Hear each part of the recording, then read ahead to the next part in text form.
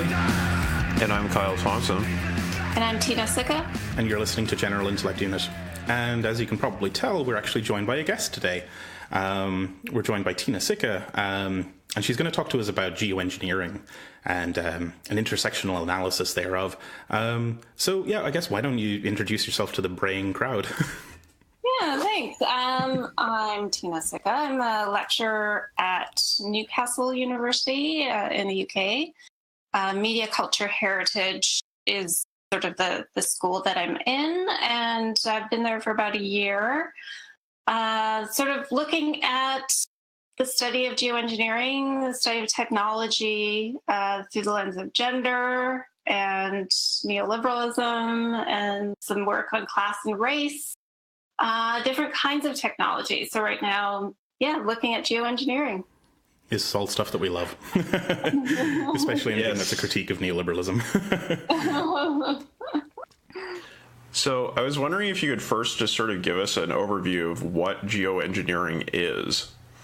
Okay, sure. Geoengineering is basically a set of techniques that are meant to deal with climate change, and they're large-scale transformational interventions into the Earth to do so. So there's solar radiation management and carbon removal that are two strategies. One of which is to find technologies that would deflect sunlight back into space so as to not have the greenhouse gas effect. And the other is to find technologies that would capture the carbon in some way and store it. But it's essentially referring to a set of technologies that are sort of, trying to deal with climate change in a way that would would actually intervene into the way that the Earth works on a fundamental level. Right. And so how much have these technologies been deployed as of the current moment? Well, not on any kind of large scale. There's a long history to different kinds of weather modification that have been used to kind of seed clouds so you get more rain, for example, that's been done most recently for the Beijing Games that they to make sure that they didn't have rain during that time. But otherwise, it's been mostly small scale. So there's been some, iron seeding, which is putting iron in the oceans so that it will increase phytoplankton and algae blooms that would suck up carbon and it would sink to the ocean. There's an unsanctioned case of that. So there's been a little bit of that. But other than that, some carbon capture, trying to do that. Some of the more mild work has been done looking at afforestation, so doing more planting of trees. Right. But yeah. Right, and so the kind of issue here, really, and we're going to be reading. We have been reading from a chapter that's going to appear in a book as of yet untitled that'll appear sometime in 2019. A chapter that you've written on this kind of like intersectional analysis of geoengineering. And the kind of like the key issue here is that like this stuff hasn't been deployed yet, or in huge scales, but like it has the potential to be, especially with this environmental crisis bearing down on us. But also that like there's generally not much of a analysis of like who's going to be affected by this and like what are the kind of negative outcomes that could happen, and especially like how does that all sort of intersect with various sort of categories of oppression that exist. Is that the case? Yeah, I was one of the things when you read the science is that when they talk about unintended side effects, they'll just mention them, talk about how, certain countries might be affected, but they don't kind of do that granular analysis of what does this actually mean for people. And so, being able to point out some of the negative consequences, fine, but to think seriously about how individual people are going to be impacted by these large-scale technologies is something I really wanted to do. And I think that's a fault of a lot of science that is engaging with large technologies that are interventionist, is that we don't get a sense of who is affected on a sort of personal level.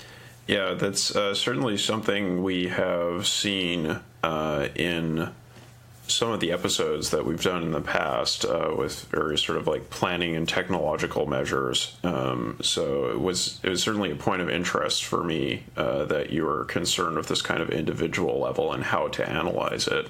Yeah, it was hard because I was thinking of, how do you do this? And I was thinking about how science can be challenged in a way to do this, and thinking about, whether it's going through scenarios like I did or doing different kinds of storytelling.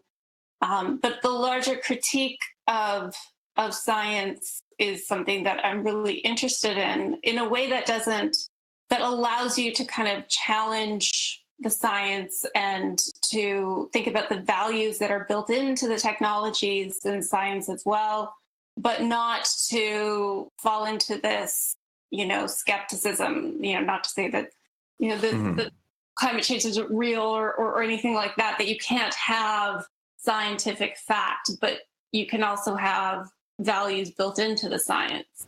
Right.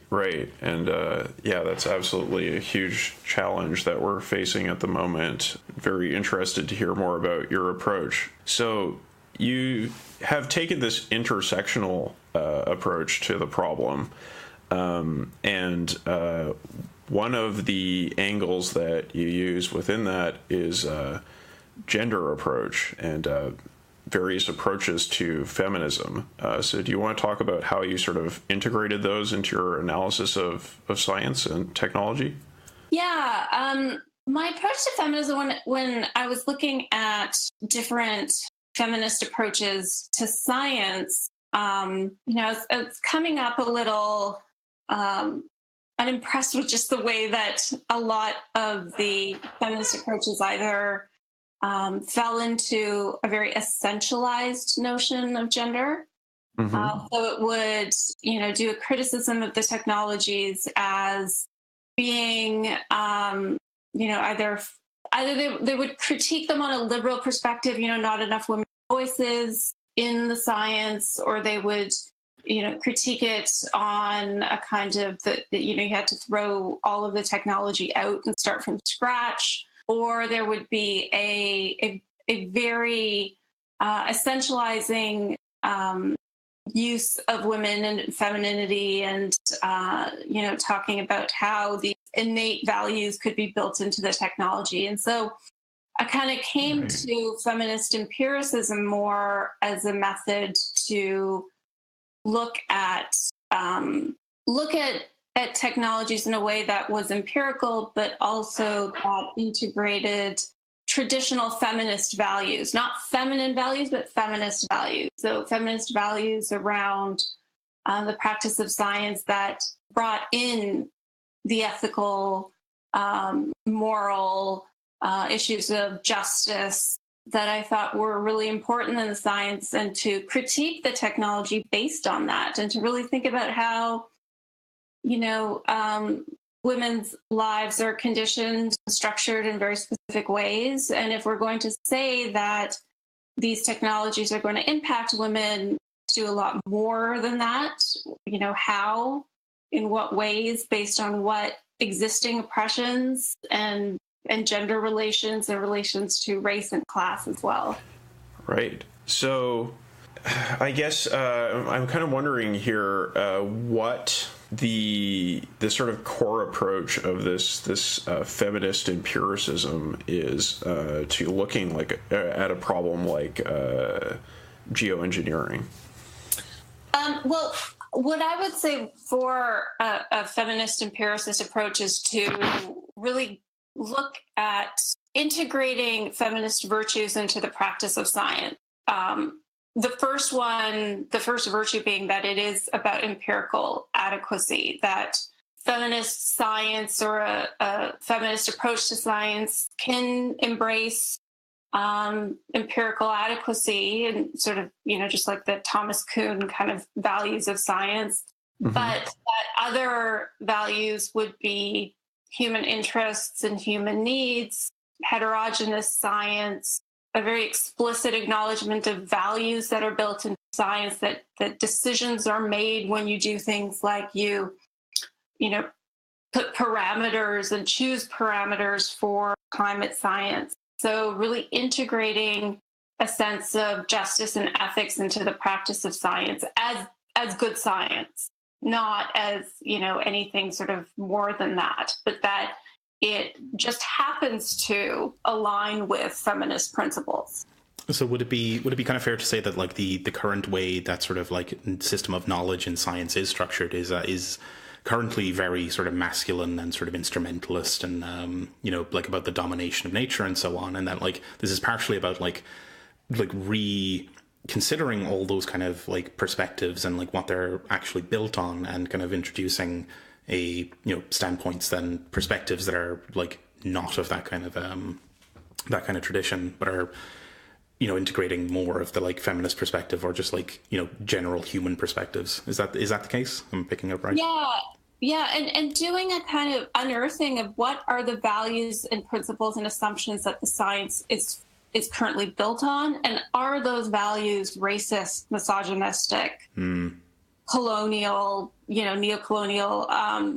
Are they based on relations of power and assumptions that are continuing to oppress certain populations? That I think a lot of the science does, and you can even sort of look at some medical science as well, and criticisms around the way that medicines have been tested, and so all those kinds of it's kind of doing excavation of the values and principles behind the science to really think about is this the best way to conduct it. And I think for geoengineering, when we do that, we see that the way the science is being conducted is not in the interest of human needs. It's not in tune with what we think is conception of justice or of different perspectives being brought in. Right, and so you mentioned this medical analogy, and it was something that sort of leapt to mind immediately for me when I read some of your work, and I guess is there something coming from this perspective that would suggest a fundamentally different approach to climate change problems than the approach that is instrumentalized in geoengineering?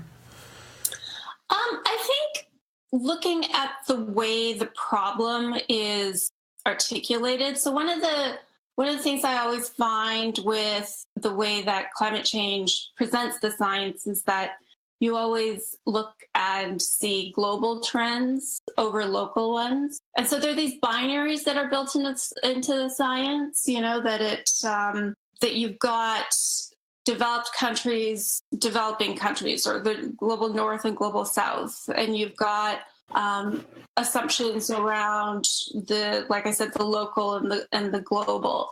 And you read a lot in geoengineering research about how a specific geoengineering technique is going to lower global temperature levels. Mm-hmm. And so if you read something that says that, the modeling suggests that it will lower temperatures by 0.5 degrees.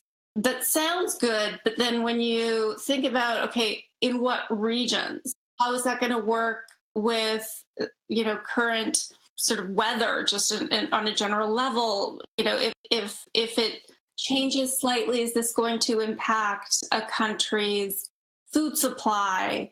Right. And so that dichotomy, I think, is one way in which, you can really start to think about how that preference for the global actually shapes the research. Right. And I mean, the sort of medical analogy is really interesting here. So, like, do you think it's fair to say that this is kind of a symptomatic approach to treatment of this problem of climate change, that we just look at this symptom of a certain number of degrees increase in global temperatures and look for a isolated approach to address that particular problem, or is the problem elsewhere? I think there is that kind of reductionism that happens, that you can't, for some reason, it seems like we can't see the entire picture. We're singling out even greenhouse gases, like CO2 is all we talk about. But what about methane? There are a whole host of other factors and other problems that are interacting with weather and climatic systems that I think that we're not sort of asking the right questions sometimes. Yeah, my father was a agriculture scientist, and definitely this issue of methane was something that it took him a long time to kind of come around on and appreciate the extent to which his practice as a scientist was embedded in the cattle industry in a way that was producing major climate change effects. So I can see the relevance of your research. So to continue then, I guess one approach to gender that you do look at in your book chapter here is ecofeminism. So on the face of it, it sounds like, this is kind of exactly what we might want to look at because it's dealing with ecological issues and it's also feminist. But what was sort of the primary issue you had there with the ecofeminist approach, and why did you feel like it needed to be modified? Yeah, so ecofeminism, I mean, there's different kinds of ecofeminism, but generally it's this idea that oppression of the earth and oppression of women can be examined in tandem, that they sort of coexist, or they've co-evolved together. And what a lot of ecofeminists do, and the problem I have, is that it ends up essentializing women and it kind of reasserts, women as nurturing, the earth is nurturing. That very essentialized vision of women and sort of that they're innately one way or another, that they're more attuned to relations and so I just found that perspective falls short because of that essentializing, because I think that just sort of reinforces gender norms in a lot of ways. So even though it sounds really nice when it comes to the earth and environmental issues, if you sort of take an ecofeminist perspective and then you transport it into different aspects or different parts of life, it becomes just perpetuating gender stereotypes. Right. And I guess as Marxists, we would certainly endorse your anti-essentialism. Yes, very much so. All right, so why don't we carry on then to talk about some of the other dimensions of your intersectional analysis here. So one of the other dimensions you talk about in your chapter is race. So how do you see race being involved in the discussion of geoengineering? For race, I think that, when we're talking about an intersectional approach to different sites of oppression and how, actually, one of the most interesting sort of articles and readings in general that I've been focusing on is around environmental racism, and how, just in terms of everything down to, where garbage dumps are situated, that you've got these decisions in urban planning and in, waste and disposal through a history of segregation and, slavery going back, particularly in the States. You've got these sites of parts of the country that are undergoing, water crises and, it is a form of environmental racism.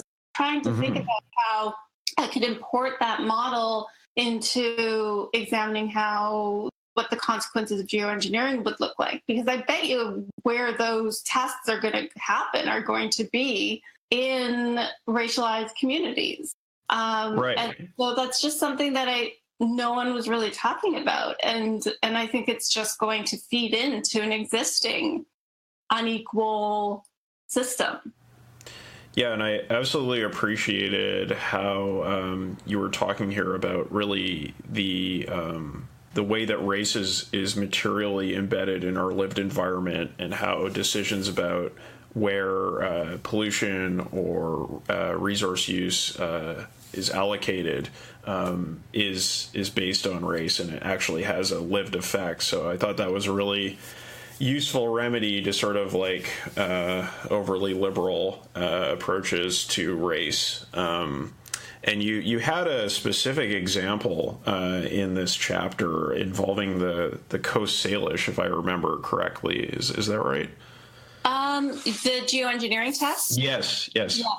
That was in Haida Gwaii. Yeah. So that was just Old Masset in northern BC off Haida Gwaii. So you had this billionaire kind of entrepreneur, Russ George, who had a company that went to the community there. I mean, he's a proponent of geoengineering, iron fertilization. So, putting iron in the ocean, increase algae blooms, captures, and phytoplankton captures carbon, sinks to the bottom. And went there and basically sold it as a way to enhance salmon. And so there was the concern there that salmon stocks were quite low, and if you increase phytoplankton, then you're going to have more fish. Was what he argued.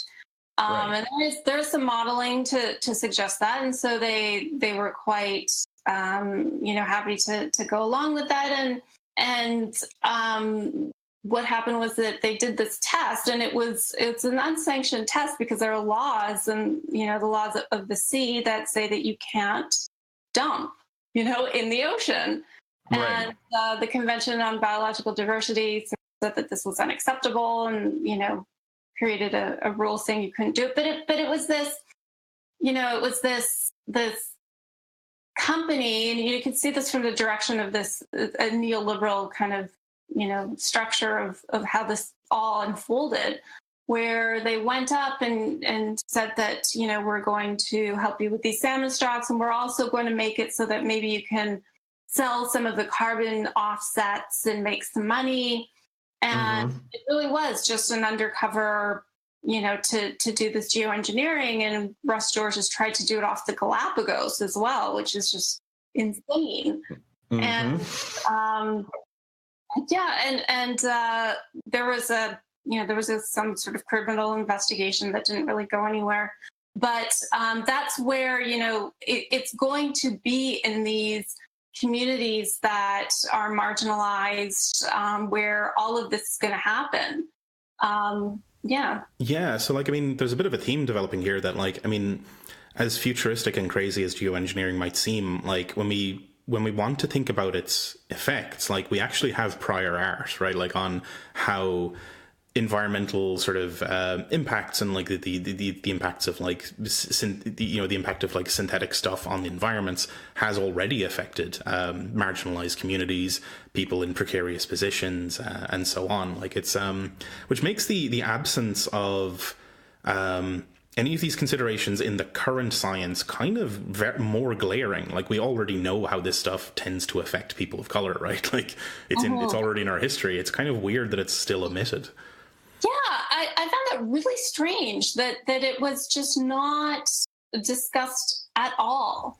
And also the dynamics of class that weren't discussed either, because that's where the intersectionality comes in, because it's going to be in racialized communities that are also suffering from other forms of deprivation, where, you know, these tests are going to be undertaken. We can see this in, you know, where we're, you know, even medications tested, or weapons tested on groups of marginalized people. So it's that danger that, you know, it's going to be these populations that are going to suffer the side effects.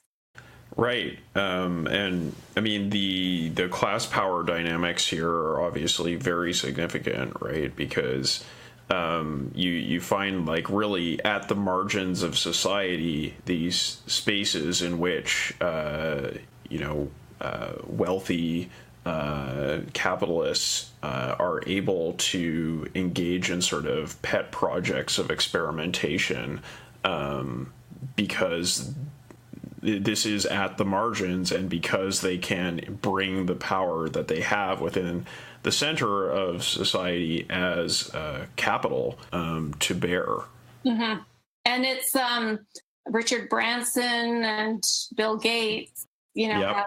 have put money into this, and it's quite ironic that even some of the people that are supporting geoengineering now are ones that, you know, 5 seconds ago were climate change deniers. And so you have the Heartland Institute and American Enterprise Institute that have sort of like skipped a step.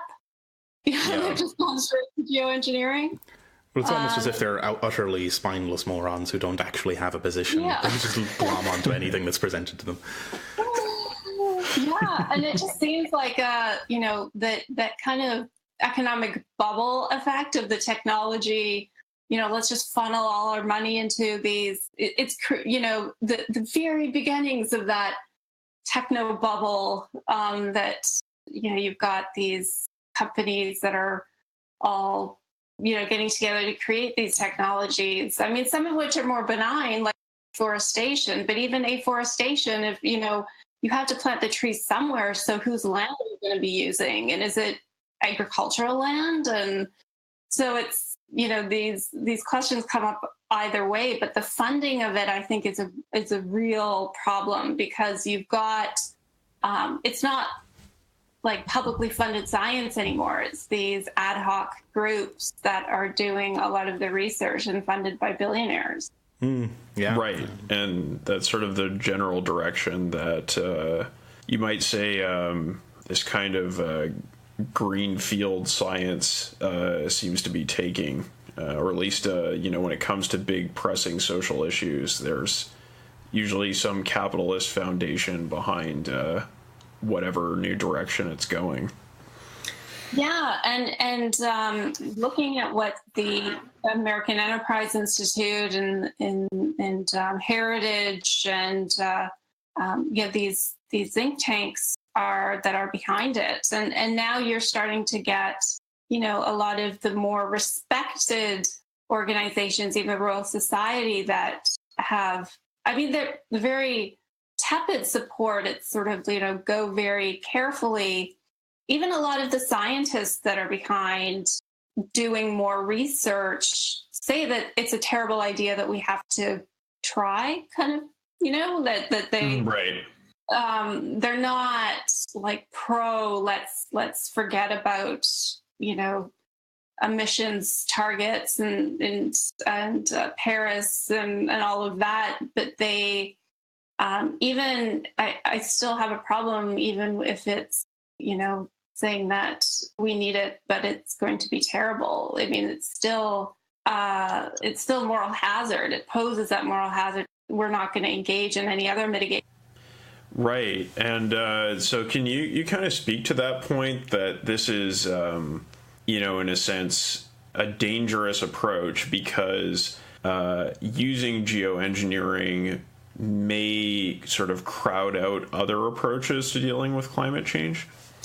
Yeah, because and that's the moral hazard argument, that if everyone thinks that, oh, the technology is going to save us, and that these interventionist techniques are going to keep us below a certain threshold of increased temperature, that we're not going to engage in any changes to our consumption habits, or we're not going to put money into alternative energy technologies or to different ways of sort of living sustainably, that we're just going to put all our faith in the technology that's going to save us. It's, techno-utopianism mixed with moral hazard that, can really stop any alternatives. And that's where that feminist heterogeneous approach to science comes in, because what this does, it cuts off so many other ideas, options.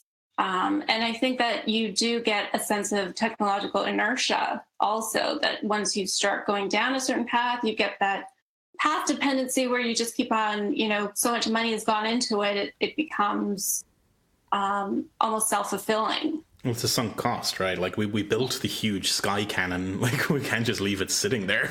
Yeah. Yeah. It feels to me as if like this kind of hazard is already kind of evident in some of the kind of discourse that like a lot of people don't really speak out loud with, but you kind of catch them whispering in hushed tones, that the presumption that the effects of climate change will first be felt like elsewhere, in the global south and so on, and that if we have to do this geoengineering stuff, then all the bad effects of that will also be felt in the global south, and that when they say that like we must do this thing in order to secure our survival, the we and the our there are actually kind of Northern Europe and the United States, that it's like baked into the assumptions that this is actually going to be very fucking bad for everyone else, and that the base sort of position of being able to claw back some kind of a living will be exclusive to people who happen to be in already privileged positions. And that feels like it's already kind of on us, Yeah, and that's the whole thing of, the precedence, that it's there, that this happens with other technologies and techniques, and, happens with, I'm not quite sure that the realization is really that, I don't know if it's a sense of just sort of trying to forget it, but it is absolutely going to be felt by the global south first. And what I think is really interesting is, when that happens and then you have climate refuge, then, the walls go up, where it's like we're fine for our emissions to all go over there, and sort of tinkering that we do.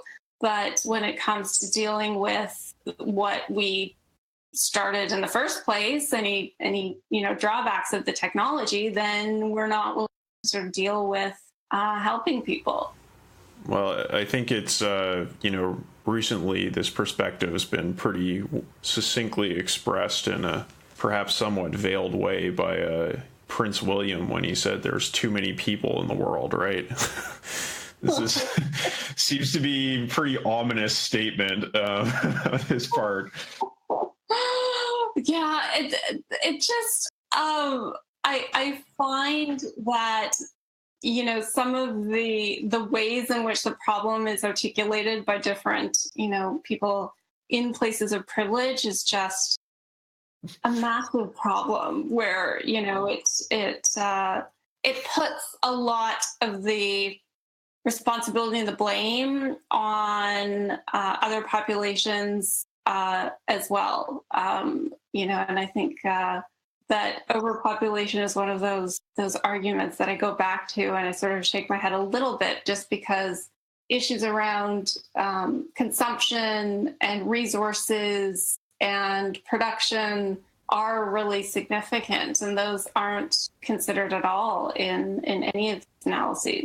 Yeah, it's like with the neo-Malthusians, it's always there's too much of them. It's never there's too much of us, and it's always that they are taking too much resources. It's never that we are taking too much resources, and like it's that kind of falls entirely on its face when you consider that like the kind of American/European lifestyle is 20 to 50 times more resource intensive than all the people they think are too populous, Well, and also, this was an astoundingly ignorant statement made right after the prince had yet another child. Well, yeah, it never. This kind of stuff never starts at home, right? Like it's always. I think also that's another way in which some of the values that underpin science and the way it's presented manifest themselves, because it is always this. We look at the statistics that say that the emissions in this country are X amount, but we don't look at it over a period of 100 years, or we don't look at it in terms of per capita. So when an argument is made is that, China's, emitting more than the United States, it's that, well, wait a second, over what period of time per capita, all of these factors aren't considered because we have these built-in preferences for certain kinds of statistics and knowledge that suit a particular ideology, which, makes it very value-laden. Yeah, and it shouldn't even need to be said, but I think I'm going to say it out loud. This kind of shit has no place on the left. Like, a socialist program can't include this kind of Malthusian bullshit. All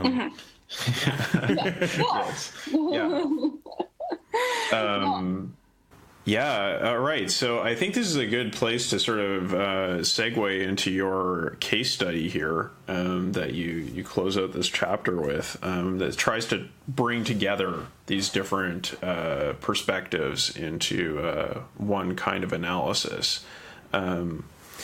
So this was a case study you did about solar radiation management. Is that correct? Yes.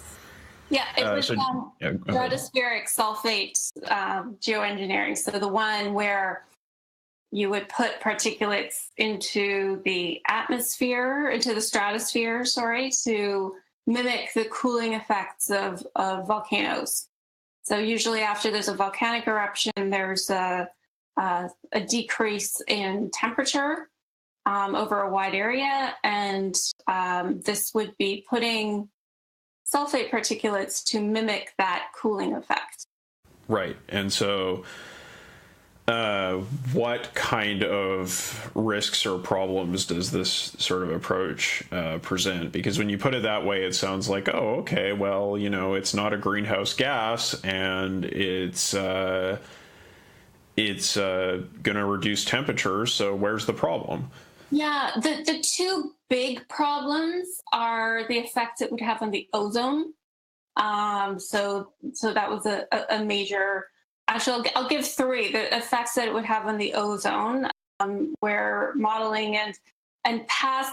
One of the interesting things about the sulfate approach is that we can actually look at what happened after volcanic eruptions. Like Mount Pinatubo in the Philippines, there is a lot of research that's been done afterwards on what the effects were. And one was that it would have a negative effect on the ozone layer. And the other one was that it would disrupt monsoons. So would have, more a sort of delays or a decrease in the intensity of monsoons, which people in South Asia really depend on for their agriculture. So that was another major one. The last one was termination effects, where they found that once you were doing that, and if there was a decrease in temperature, if you stopped abruptly, temperatures would increase really, really quickly. And so, all of those were seen as quite dangerous side effects, even if you got an overall decrease in temperature. And so I thought that was a really good example. You had enough evidence of negative side effects from actual volcanic eruptions. And there's been extensive modeling that's been done to show what some of the side effects can be. So I sort of decided that would be a good approach, in terms of the technique that I would feature in the case study. Right. So then in order to proceed with the case study, you actually try to localize these effects in a particular sort of example. So can you talk about the example that you came up with and how these sort of broad level scientific concerns factor into it? Yeah, I was really trying to find a way, because it's well and good to say that you should have an intersectional approach to scientific practice, but it's, how does that work? So I was thinking about using a case study or doing some storytelling, or what approach, novel approach, could I bring into this analysis. And another kind of feminist principle that Helen Logino has is novelty. And so I thought I would take the case study approach, and I would use the stratospheric sulfate geoengineering, and I would try to represent gender, race, and class within a very localized, personalized story of what would this actually do to someone in the global South who is experiencing the negative side effects of geoengineering.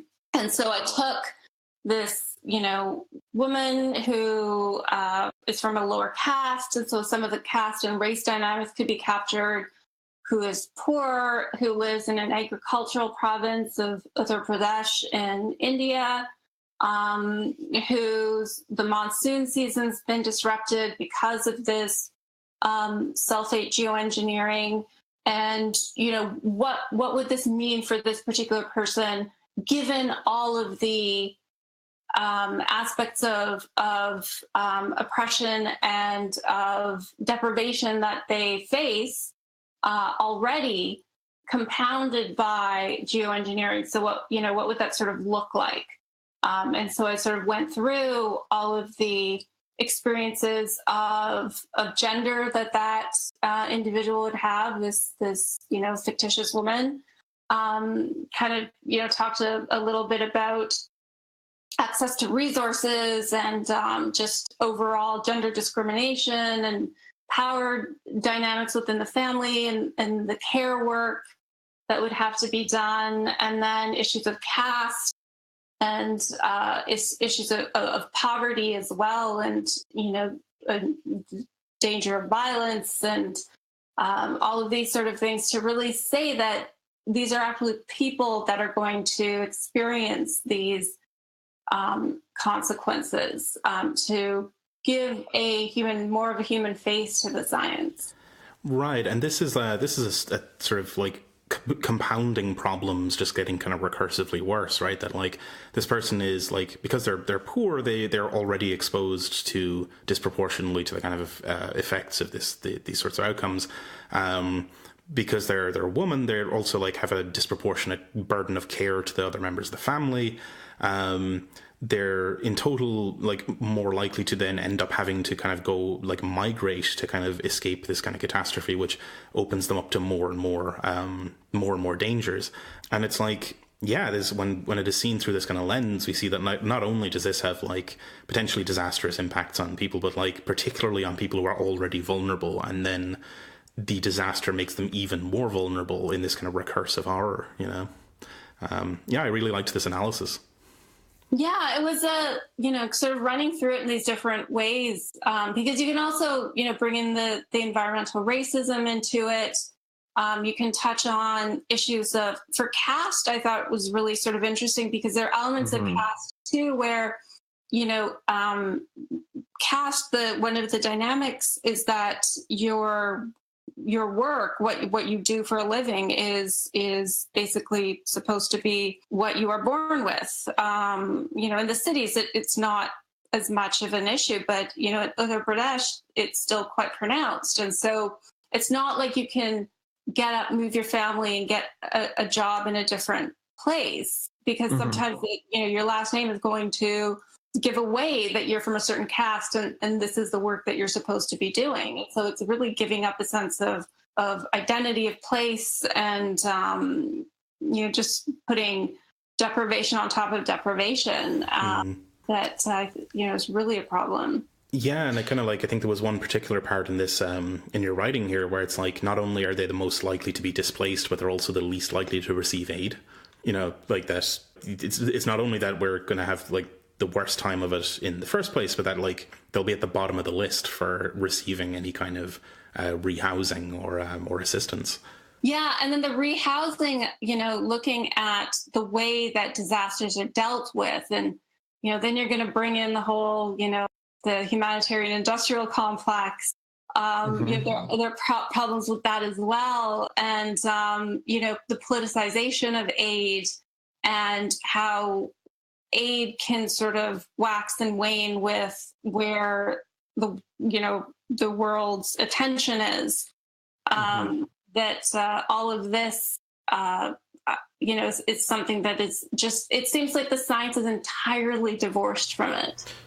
Right. And I guess maybe like a possible response to this would be, oh, well, yeah, I mean, of course, this person would suffer more from the effects, but they're going to suffer more from the effects of climate change no matter what. So, therefore, we might as well go ahead with geoengineering. So what would you say to a response like that? I think that, if you map out the potential for things to go very badly. I mean, one of the things I always say with solar radiation management, with this sulfate approach, is you can't say that, if it goes really badly, we'll just stop. Because you have that termination problem where you're going to have the temperature just increase. That's one of the things that's a problem with geoengineering, is that by doing small scale tests, you're actually doing it, right? You can't sort of, localize it or anything else. And so it's kind of, that it's something that you would engage in a way that could not be sheltered. Yes. And that when you take it in its totality, where, you've got the private interests, you've got the rogue tests, you've got the unintended consequences, you've got the moral hazard. I mean, it just, layer upon layer of reasons why this is just not a good idea. There's a scientist, Alan Robock, who has this article that it's like 20 reasons why we should not do geoengineering, and it was 20 just a couple of years ago. I don't know how much it's up to now. We'll get a link to that for the show notes for the listeners. But it's just a terrible idea, I think. But it's that techno-utopianism that technology will find a way so that we don't have to change our consumption habits or change the way that we organize our economy. And I think that that's just not, people don't want to do that. But I think as well that like even like this kind of analysis and this kind of like bringing these kind of perspectives in is absolutely crucial, because even if we do absolutely need to, like, and I'm very cautious of this kind of like the sense of urgency that's often invoked with when it comes to geoengineering, that like we must act, we must do something immediately, and it's like kind of like writing a blank check to kind of do any kind of damage they want. But if it does turn out that this is actually a crucial component of a like well-reasoned and well sort of spec'd out like total system for recovering the earth, like including cutting emissions and down and restructuring how we live and how we relate to the environment and to the world around us.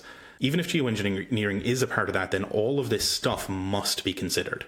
This has to be front and center of our thinking as to what are the negative effects, because like the current status quo for this stuff is kind of appalling in that like none of this is taken into account at all in the literature. Yeah, and I mean there are benign elements to geoengineering. Like one approach is painting all the roofs white. That I think it's something that's a little less extreme. Or another one's like putting mirrors in space, which is like a weird one that it seems almost like a Reagan, Star Wars, militarization kind of thing. Yeah. But if we can get the defense industry involved, then maybe this one's got legs. And that the military applications of this, if you are a military being to control the thermostat of the planet, is something that is, going to be something they're going to want to do. Yeah, absolutely. And that's been discussed by the Pentagon for decades now, right? One other interesting element that I didn't get to highlight in the chapter as much is just when we're looking at one of the side effects of solar radiation management of the sulfate approach would be that the skies wouldn't be blue. And I think that looking at it from an issue of like an embodied aesthetic relationship that we have to blue skies is, another thing that we don't think about. Just in terms of what these changes are going to mean for, the nature of our literature, of our embodied sense of our relationship to worlds, that issue of embodiment and subjectivity around things like feeling the sun on your face, that is something that is also very important, not to mention what it would do to the food supply and agriculture and everything else. Right. And I mean, it brings us just that much closer to the Blade Runner hell future we keep talking about on this show. All right. Well, thank you very much for coming on the show and talking about your work. Thank you for having me. Oh, yes, absolutely. Is there anywhere that you would like people to follow you, or any other things you would like them to investigate going forward? Yeah, I'm on Twitter at Tina Sikka. Mostly, I do post some stuff about. I tweet a bit about geoengineering when I come across something. But this book chapter will come out in 2019, and I'll have a book coming out with Springer Press where I focus specifically on feminist empiricism and looking at feminist approaches to science and looking at geoengineering as a study in particular, and that will come out at the end of the year. I just handed in the revisions, so. Yeah. Cool. Congratulations. Thank you. Yeah, and we'll tweet about that as well when those books all come out. Yeah, fantastic. Yeah, thanks again for coming along with us on this one. And yeah, thanks also to the listeners for listening. I guess if the listeners do want to keep up with us, they can find us on Twitter at GIUnitPod. We're on Facebook as well as General Intellect Unit. We're on all the podcast apps as well. So, subscribe, listen to more episodes. And if you've been enjoying the show, maybe think about heading on over to patreon.com/General Intellect Unit and maybe throwing us a couple of bucks per month. Really helps with, keeping ourselves alive, and fed. Yes. Yeah, fantastic. I think that's about it for this episode. Thanks again to Tina for coming on, and hopefully we may even have you back on at some point in the future to talk about some more interesting stuff. I guess that's it. I guess we'll see you all again in 2 weeks with the next episode. Thanks for listening. Goodbye. Bye.